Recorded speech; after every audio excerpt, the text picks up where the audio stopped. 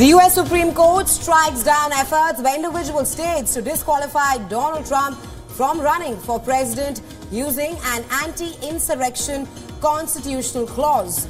Well, he is now cleared to contest in Colorado primaries.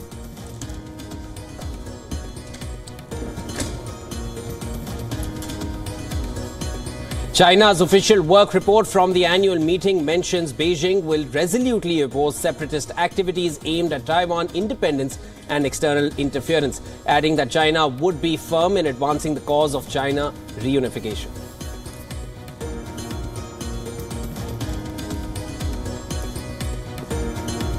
North Korean media reports Pyongyang has urged the US and South Korea to stop military drills. It called the exercises rehearsals of war and warned of consequences.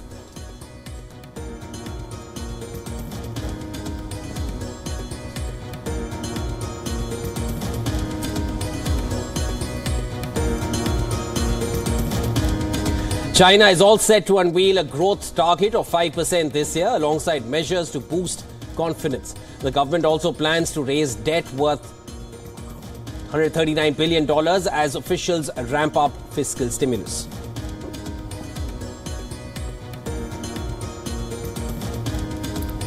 Arsenal matched the biggest Premier League away win with a 6-0 thrashing of Sheffield United.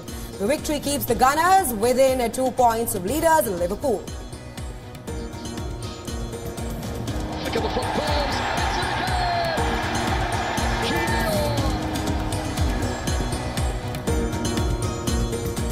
A massive win for Donald Trump, Resha. Of course, this is as per the Supreme Court, with the court's order now gives Trump complete immunity here. Of course, he will not be removed from the presidential ballot. Now, the Supreme Court has overturned a previous decision by a top court in Colorado.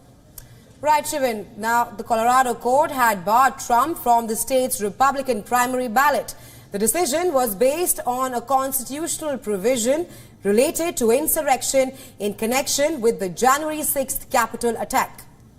In a 9-0 decision, the Supreme Court unanimously reversed the 19th December ruling by Colorado's top court, which had disqualified Trump from holding public office again.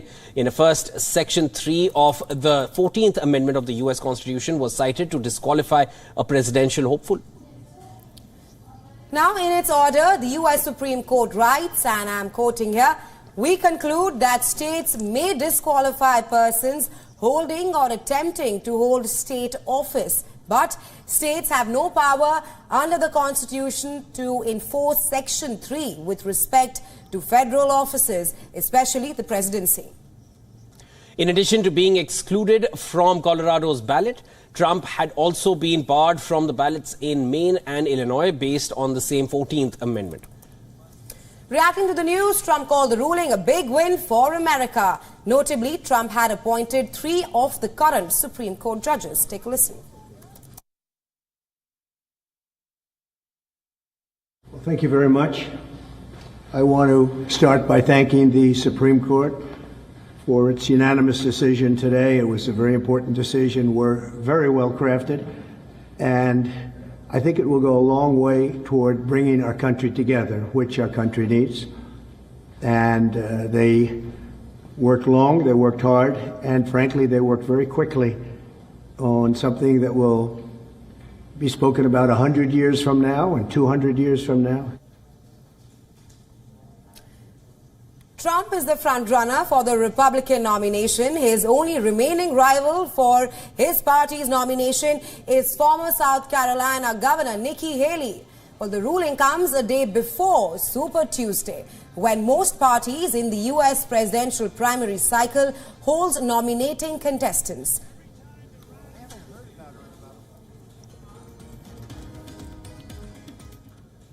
All right, for more on this, we're being joined by Ms. Irina Sukuman, Human Rights and National Security Attorney and International Affairs Analyst, joining us live from Washington, D.C. Welcome to World DNA. Of course, I want to get to it directly, ma'am. Now, the court's decision comes just one day before Super Tuesday. And I wanted to understand from you, Trump currently holds an overwhelming lead in the race for the Republican nomination. Talk to us about what kind of impact this will have in the ongoing election campaign. Of course, it's a big decision which goes in Trump's favor. Yes, indeed. I think the most immediate impact is that he will be restored to all of the ballots in the remaining states which have held off removing his name pending the Supreme Court decision. Obviously, what applies to Colorado will apply to the other two states as well, and new challenges on that ground are obviously not expected as well. And this decision is also a very strong precedent for any future challenges of that sort. Essentially, the states hold no power over over what is basically federal jurisdiction, so they will not in the future be able to use justification for other candidates either. The Supreme Court did not weigh in if January 6th was insurrection or not. I want to seek your assessment that will the former U.S. President Donald Trump use this as a basis for saying that he is exonerated from everything that he has been accused of? He will certainly try to do that, but it's worth noting that he was never charged with insurrection or even direct participation in a riot. There has been accusations against him for inciting riots, but not the constitutional crime of insurrection, and he was never convicted of insurrection, nor has he been convicted yet of any other crimes. Those issues are yet to be addressed by the courts. So it is fair to say that so far he has had no convictions, but this particular decision cannot be interpreted as exonerating him either from the crimes he has actually been charged with or anything he could be charged with but hasn't been. It is a procedural decision that weighs in entirely on the constitutionality of the states attempting to apply federal clauses to candidates running for federal office. It has absolutely nothing with the substance of the discussion about whether or not January 6th was an insurrection and what role, if any, Trump played in those events.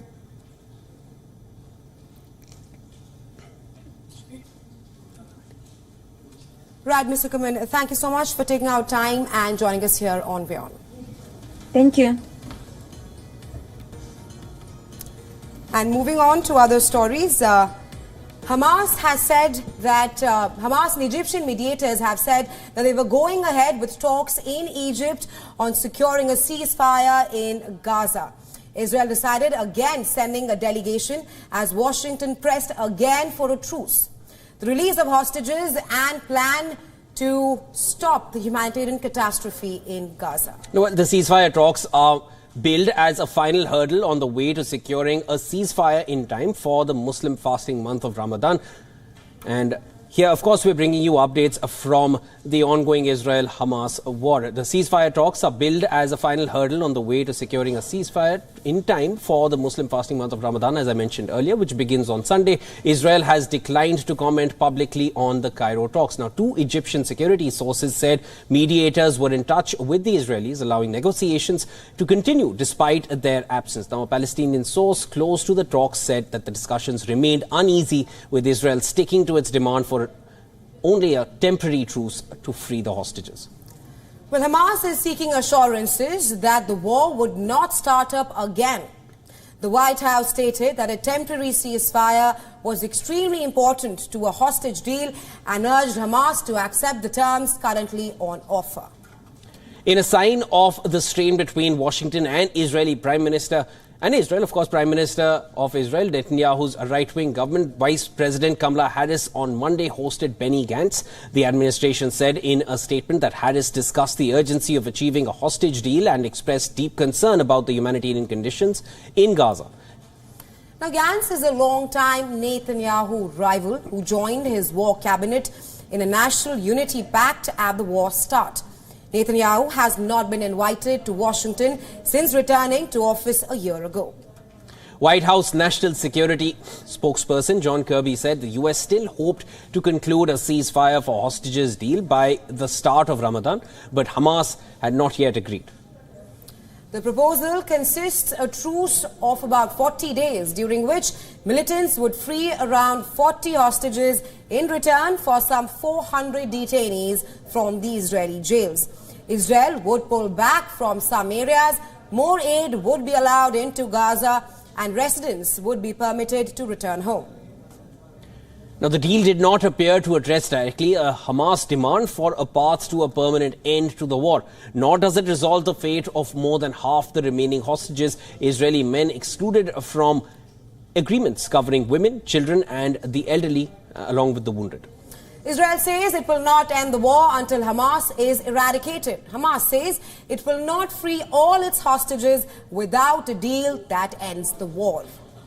The Egyptian security sources said mediators were trying to bridge the gap with guarantees to Hamas on future peace talks and to Israel on the safety of hostages. A Palestinian official close to the negotiations disputed the U.S. contention that Israel had agreed to the deal and Hamas was holding it up. The official told news agency Reuters that this apparently appeared aimed at deflecting blame from Israel should the talks collapse. The war erupted after Hamas fighters burst into Israel on October 7th, killing 1,200 people and abducting over 250 hostages. Well, according to the Israeli tallies, these are the numbers that I've just stated now. On Monday, a team of UN experts reported that there were reasonable grounds to believe that sexual violence, including rape and gang rape, occurred during the attacks on Israel. Since the 7th of October 2023, Israel has sealed off the Palestinian enclave, stormed most of its towns and pounded it from the skies. Palestinian authorities say more than 30,000 people have been confirmed killed, with thousands more left homeless. The United Nations says hundreds of thousands face famine here in the region. Israel recalled its envoy to the UN as tensions erupted over the handling of allegations of sexual assault by Hamas militants. Israel has accused the United Nations of taking too long to respond to the claims. At the heart of the increasingly bitter row is the embattled UN Agency for Palestinian Refugees. It has already seen funding pulled by multiple Western countries after Israel accused about a dozen of its employees of involvement in the October 7th attack. Well, on Monday, UNRWA said members of its own staff had been tortured by Israel, even as the Israeli military said that the agency had employed more than 450 terrorists.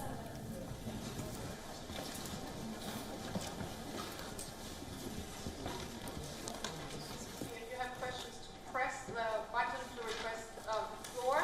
At that moment, the microphone will lighten up in green. Well, a Ramadan truce could head off a threatened Israeli assault on Rafah, the town in southern Gaza, where more than half the population, they have taken shelter there. But recent days have been particularly bloody in the region. Authorities said 118 people were killed on Thursday itself while they were trying to get food for their families from an aid convoy. The incident caused global outrage, and Washington said on Monday it supported a UN investigation. Now, Gaza residents have described heavy fighting since the weekend just north of Rafah and Khan Yunis. Israeli forces have released videos showing buildings obliterated in airstrikes. In Rafah, nightly airstrikes have been killing families in their homes, and health officials said another Israeli airstrike near a hospital in Khan Yunis killed 10 people late on Monday.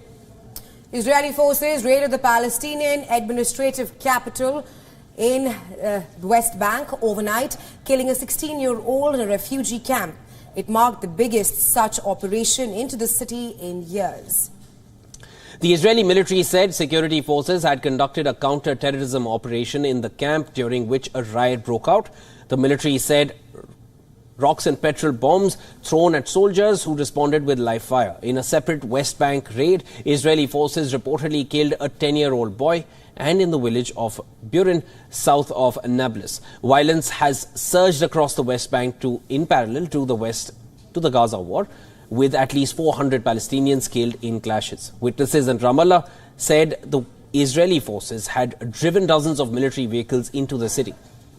Well, Ramallah serves as the headquarters of the Palestinian Authority, led by President Mahmoud Abbas, which exercises limited self-rule over parts of the West Bank. The Palestinian leader is visiting Turkey's Erdogan for talks on the Israel-Hamas war. On Monday, the Israeli army released thermal imaging aerial footage of what they said showed military strikes on targets in southern Lebanon. The videos show the Israeli strikes hitting military compounds and Hezbollah structures. Well, some of the targets were hit in response to rockets intercepted over the border area on Monday morning. Later on the same day, footage showed Israel's air defense system intercepting rockets in the sky of northern Israel. Hezbollah and Israel have been training fire at each other for 4 months in parallel to the Gaza war. It has marked the worst conflict across Lebanon's southern border since the 2006 war, fueling fears of a bigger confrontation. Around 200 Hezbollah fighters and more than 50 civilians have been killed in Israeli shelling on Lebanon in that time. And the US envoy said that a diplomatic solution was key to ending nearly 5 months of intensifying hostilities. After meeting with Parliamentary Speaker Nabi Berri, a Hezbollah ally, Washington's envoy Amos Hochstein said, and I quote here, "A limited war is not containable." Well, an Indian national was killed and another 2 were injured. That is, when an anti-tank missile fired from Lebanon struck an orchard near Israel's border community of Margelot. Well, all 3 hail from India's southern state of Kerala.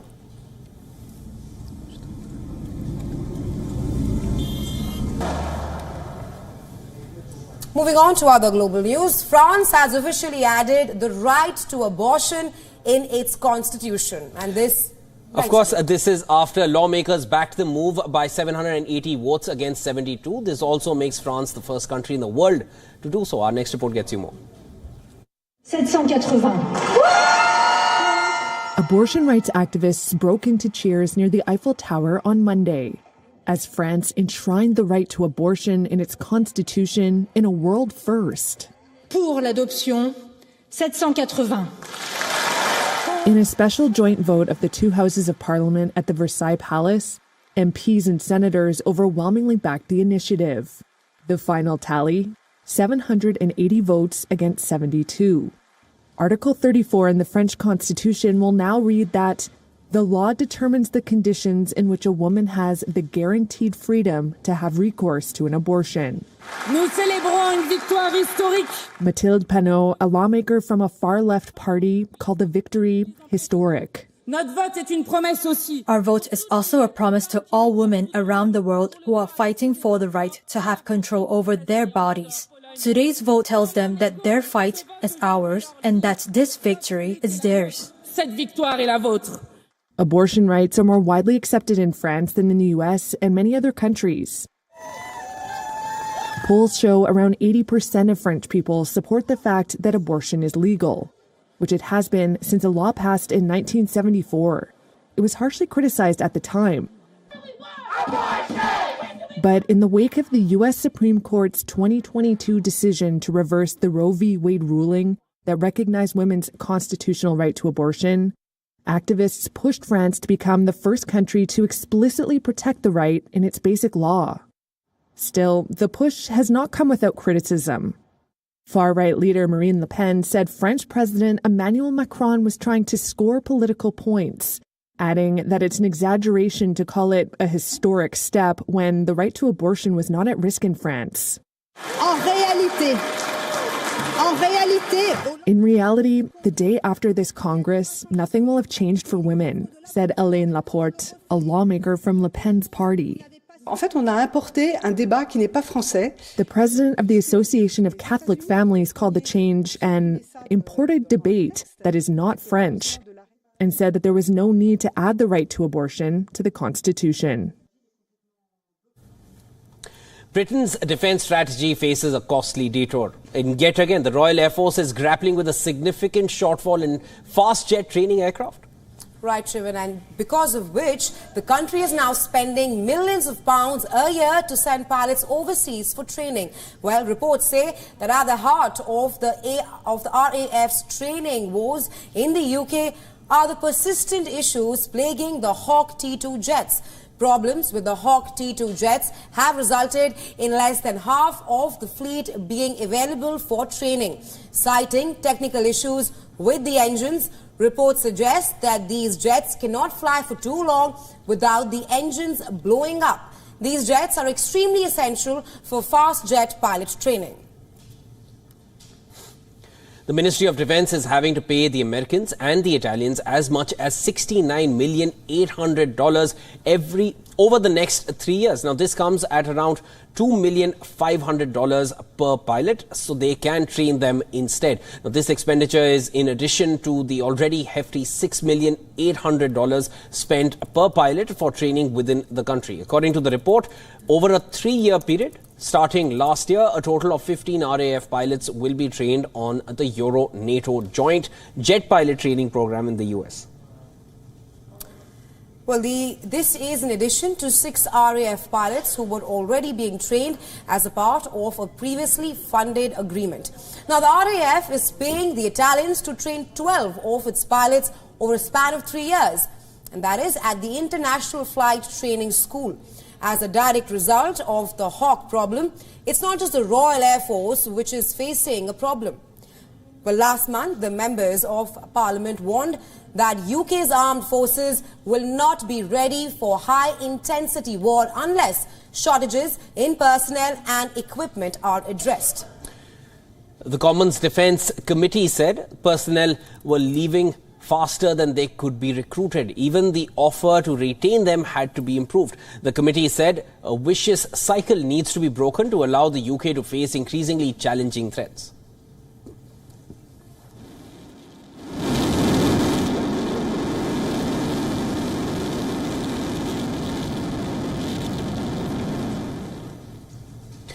Amid complicated diplomatic relations with India, Maldives has signed a defence agreement with China. Right, Shrivan, and this is being done in a bid to strengthen bilateral ties with the Asian superpower. Well, in an social media post on X, the Defence Ministry of Maldives revealed that Maldives has signed an agreement with China for free military assistance. The deal was signed on Monday, just weeks after Maldives President Mohamed Muizzu set a deadline for Indian military troops to withdraw from the country. Now, the island nation's deal with China furthers Muizzu's pro-China tilt. The military cooperation deal is the latest in a slew of agreements signed between the countries this year. In January, Maldives and China signed 20 agreements, which also included accelerated cooperation on China's Belt and Road Initiative. The timing of this military agreement also coincides with India's launch of a new naval base in the southernmost island of Lakshadweep, the Minicoy. The Indian Navy's presence in the Arabian Sea will further be strengthened on the 6th of March on the Minicoy, which is just 450 kilometers from Mali, the capital city of Maldives.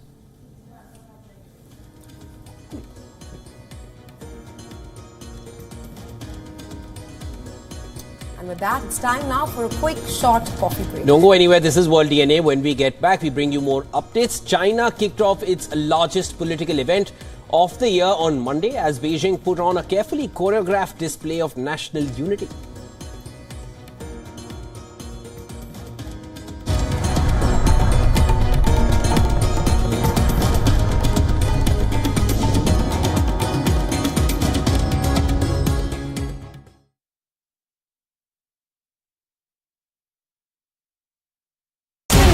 We are one, you and I, burning in the sun, rising in the rain, one in celebration, one in pain, one in a tragedy, one for our rights, one in search of hope, one in our fights.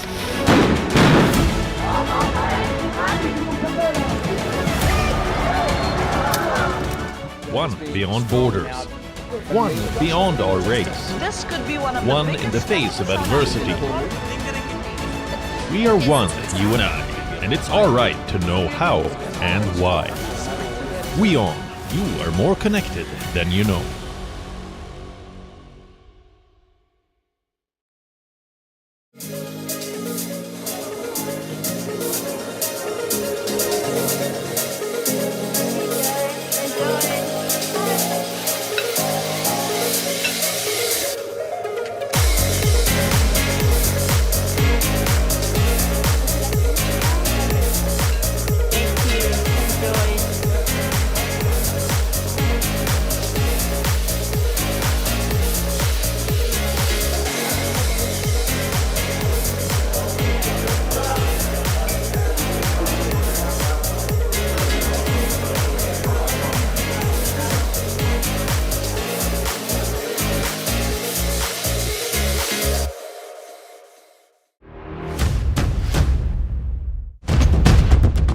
Economic turmoil and global unrest have cast a shadow over President Joe Biden's approval ratings. The rockets are continuing to be fired by Hamas in Gaza, although at a slower rate than previously. So, right now, we are with the volunteers from the Aleppo municipality. They are still trying to go to the rescue for the people they can find out. India has emerged as a major diplomatic force at the world stage. The rising cost of living in Nigeria continues to impact citizens from all walks of life. The citizens of Gujarat witnessed a mega roadshow here in the city of Ahmedabad. China is South Africa's largest trading partner for 134 years straight. A domestic aircraft carrying 72 people on board crashed in Pokhara city in central Nepal. 165 injuries have been moved, 61 people are confirmed dead, and rescue operations continue around me. After receiving an entire season's rainfall in a span of 48 hours, Chennai city has literally been brought to its knees.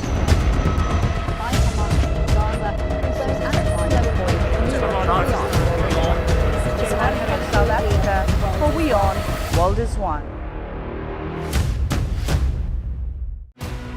On the next episode of World of Africa, Chad's interim president Mahamat Idris Deby Itno confirms his candidature in this year's long-awaited presidential race. His confirmation came at the end of a chaotic week in which opposition politician Yaya Dilo was killed in the capital N'Djamena. Gang violence in Haiti escalates. Residents flee capital Port-au-Prince as the besieged Prime Minister Ariel Henry was in Kenya signing an agreement allowing police deployment. And a Nigerian designer seeks to challenge norms with gender-fluid fashion. World of Africa, at these times, only on WION. World is One.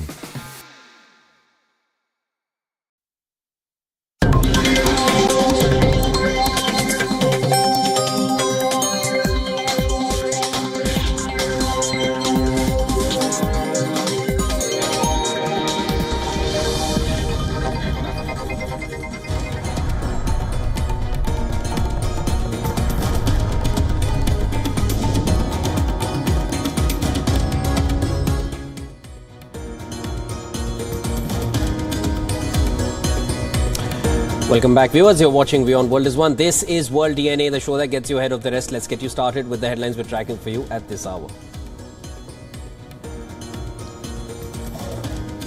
WHO chief warns children are dying of starvation in Gaza. He said the agency in its recent visit found grim findings from the besieged strip.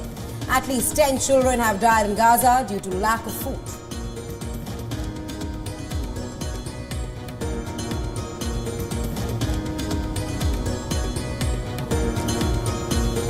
The US Supreme Court strikes down efforts by individual states to disqualify Donald Trump from running for president using an anti-insurrection constitutional clause. He is now cleared to contest in Colorado primaries.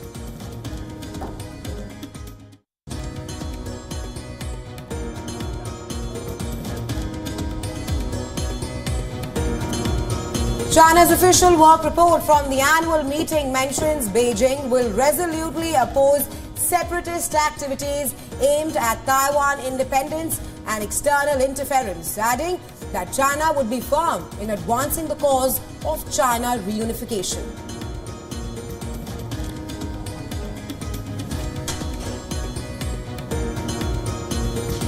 France becomes the first country in the world to explicitly include the right to abortion in its constitution. President Emmanuel Macron described the move as French pride that sends a universal message.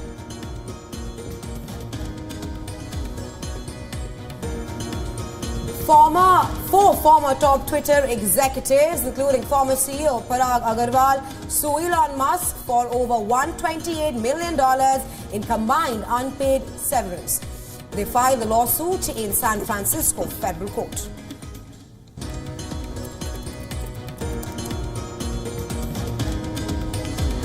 Another controversy hits Formula One. President of motorsports governing body, Mohammed bin Sulayem, is under investigation for allegedly interfering with the race result of 2023 Saudi Arabian Grand Prix.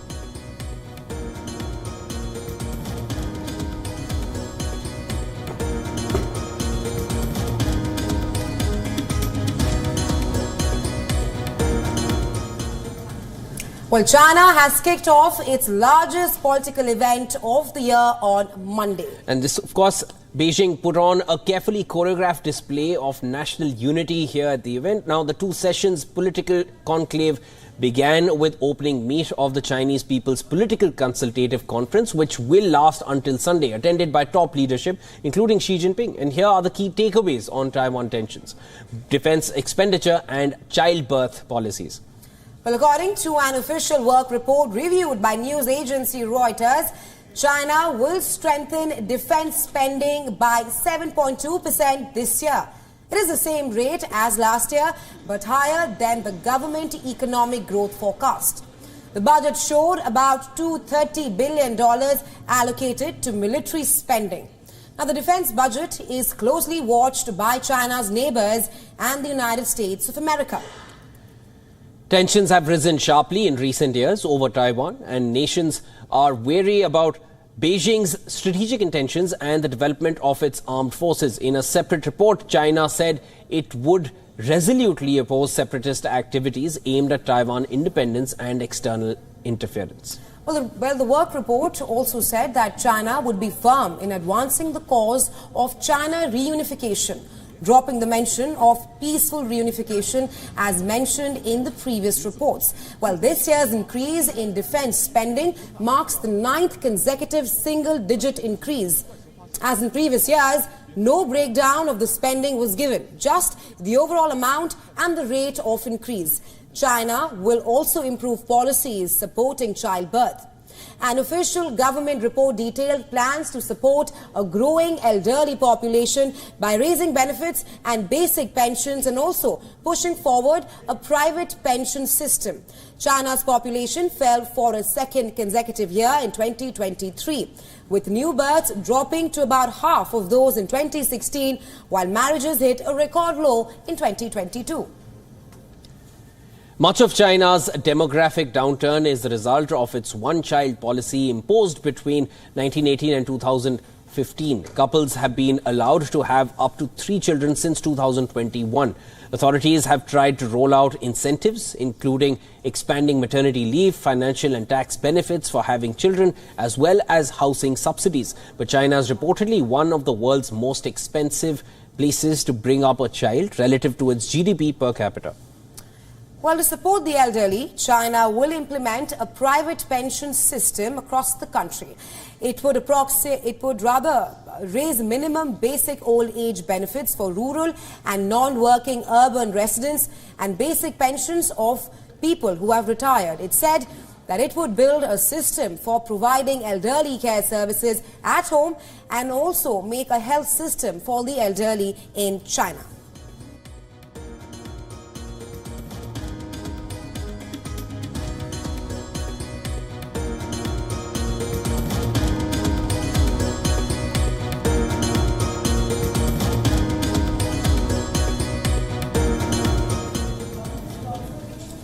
Moving on, New Zealand Prime Minister Christopher Luxon flew on a commercial flight in order to attend the ASEAN summit in Australia.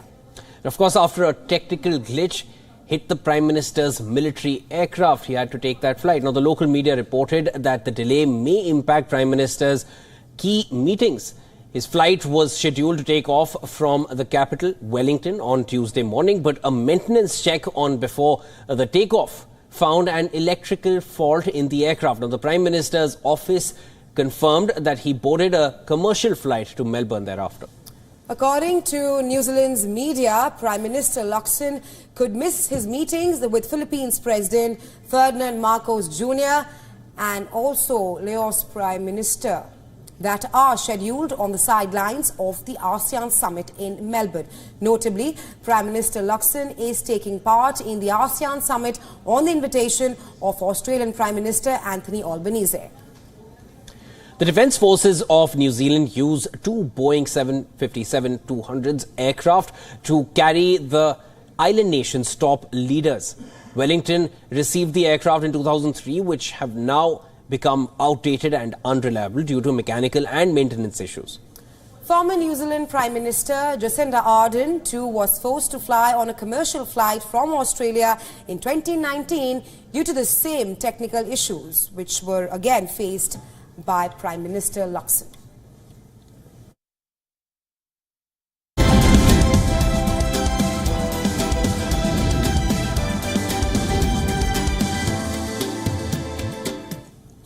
On the world of business now, in yet another proof of a spiraling real estate crisis, China's property giant faces debt servicing risks. Well, China's number 2 real estate developer, Buy Sales, saw its stock and bond prices fall to new lows on Monday as worries about the company's ability to repay creditors resurfaced. Now, in Hong Kong, its shares closed down 7.1%, hitting an all-time low. In Shenzhen, they plummeted 4.7%, marking the worst decline since December 2022. Several of its yuan bonds also reached all-time lows amid mounting concerns about the company's capacity to repay. And this is, of course, as per a Bloomberg report, which showed that it is negotiating with lenders to postpone payments. Considered a barometer for the government's backing of the industry, it is one of the few major Chinese real estate companies that hasn't gone bankrupt. And its biggest shareholder, Shenzhen Metro Group, has expressed worries about the company's debt commitments as house sales in China have slumped this year. That is despite authorities' best attempts to save the struggling industry. 2 Chinese insurers with ties to the Chinese government extended credit to the firm for private debt in December. However, some of China's largest insurers are sounding an alarm over the debt risks of China after its stocks and bonds fell to a life low.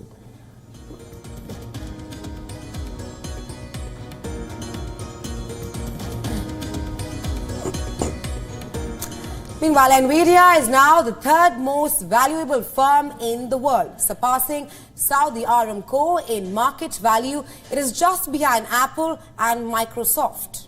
Well, this marks another milestone for the chipmaker. For the first time ever, the firm closed Friday's session above $2 trillion with a value of $2.06 trillion. At the same time, the valuation of Aramco fell to $2.03 trillion. I repeat that, it fell to $2.03 trillion. Nvidia's stock has soared after the company reported massive profits, which bolstered Wall Street's faith in AI's ability to revolutionize the tech sector. Now, companies are racing to create artificial intelligence applications, and Nvidia controls the...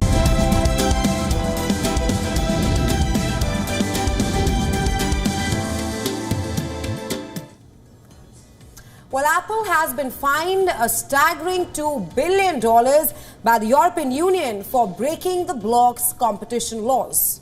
The tech giant has been found guilty of using unfair methods to promote its own music streaming service over its rivals. Now, the European Commission's decision was triggered by a 2019 complaint by Spotify. Spotify alleged that Apple abused its dominant position and wrongfully levied 30% app store fees to stifle its competition. At the time of investigation, it was discovered that Apple banned streaming services from telling users about other cheaper payment options. Visibility to inform users of Apple devices about alternative, cheaper options to purchase music available on the internet outside of the Apple ecosystem. This is illegal, and it has impacted millions of European consumers. They were not able to make a free choice as to where, how, and at what prices to buy music streaming subscriptions. According to the ruling, Apple has been asked to remove all anti-steering provisions and to refrain from employing similar practices in the future. From now on, Apple will have to allow music streaming developers to communicate freely with their own users, be that within the app, by email, or any other ways of communicating. Now, it is of fundamental importance to hold companies like Apple accountable for their violation of EU law. Meanwhile, Apple has criticized EU's decision. The tech giant said that it will challenge the same in the court. A ruling at the Luxembourg-based General Court, Europe's second highest, is likely to take several years. Until then, Apple will have to pay the fine and comply with the EU order.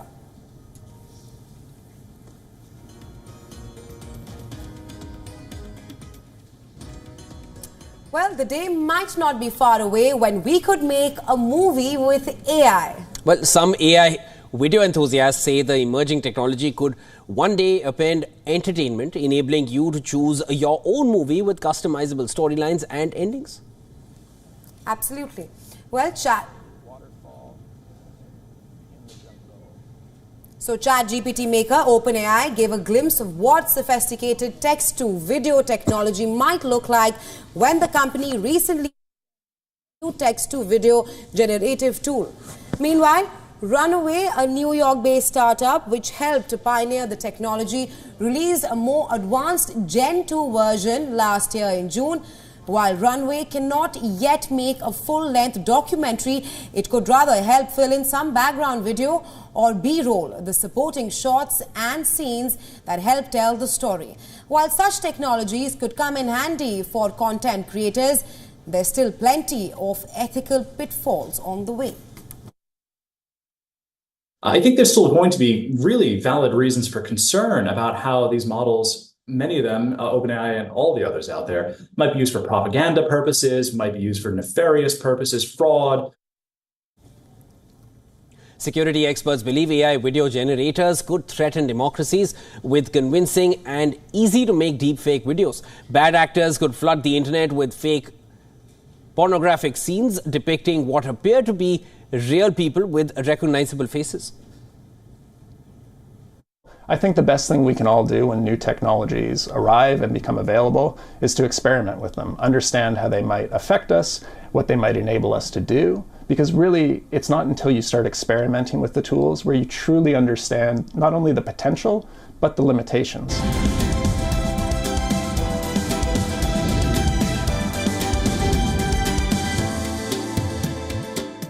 And it's over to sports next. Off-the-track controversy continues to hit the Formula One in the new season. Well, according to reports, Mohammed bin Sulayem, president of Motorsport's governing body, the FIA is under probe for allegedly interfering over Formula One race result. It is being reported by the BBC that a whistleblower has informed the FIA that Ben Sulayem allegedly intervened to revoke a penalty given to Aston Martin's Fernando Alonso at the 2023 Saudi Arabian Grand Prix. The claim is in a report by an FIA compliance officer to its ethics committee. The penalty in question was a 10-second hit handed to the two-time world champion after his mechanics touched his Aston Martin before a previous 5-second penalty was served. The penalty initially pushed Alonso down to the 4th position behind Mercedes' George Russell, but it was later overturned and the Aston Martin driver finished 3rd behind Red Bull drivers Sergio Perez and Max Verstappen. At the same time, the